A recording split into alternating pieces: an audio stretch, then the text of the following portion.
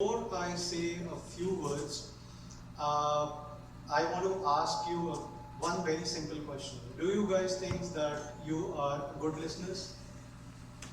Yes? Yeah? Okay, so I just want very few minutes of yours and to say some things which are very important on today's date. So today I'm going to say uh, a story about my friend. So my friend, she is in Delhi. She was a student just like me. We studied together in the same school, same class, and we passed out from school from the high school together. So this was around 25 years back. Now, in the past 25 years, probably after clearing the school, high school, we have met just 2 to 3 times. It's only in the past couple of years I reconnected with her on Facebook.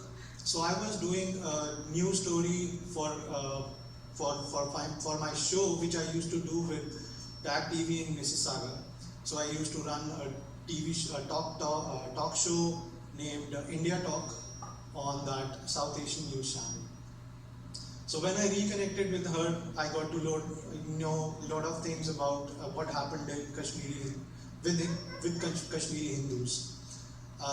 She was a Kashmiri Hindu, and for so many years I never knew about it.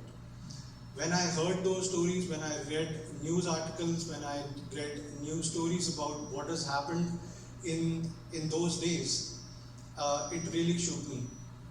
So I did a story with her father, who was a police officer in the late 1980s and early 1990s in the region of Kashmir. But why am I telling you all this and that to today? Because I think telling her story is more important today than on any other day of the year. On January 19, 1990,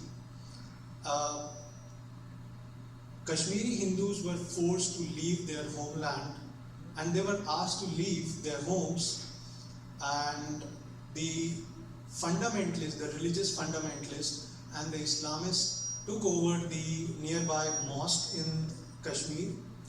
The loudspeakers blazed with slogans such as either you leave, you convert, or you die. That was the option which were given to Kashmiri Hindus. They were so they were given this was the only choice. Men were told to leave their women and daughters behind if they want to survive.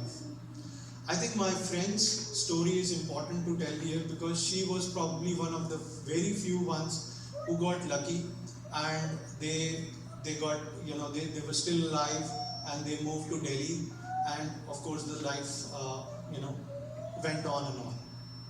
So it is important to know about all the atrocities which Kashmiri Hindus have gone through during these years. They had to live in tents. Millions and not millions but hundreds and thousands were killed, and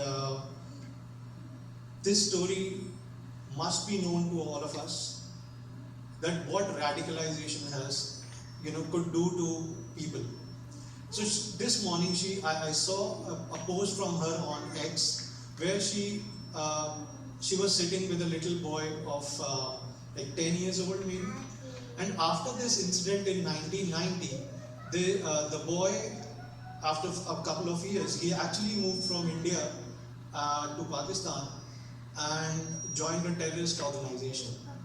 Now the other part of the story is that the parents of that boy, they used to cry on their faith.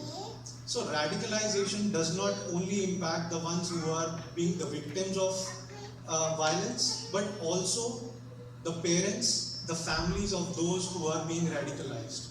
So I think that this moment in time, after 35 years of that incident, we should still remember all those people who have lost their lives.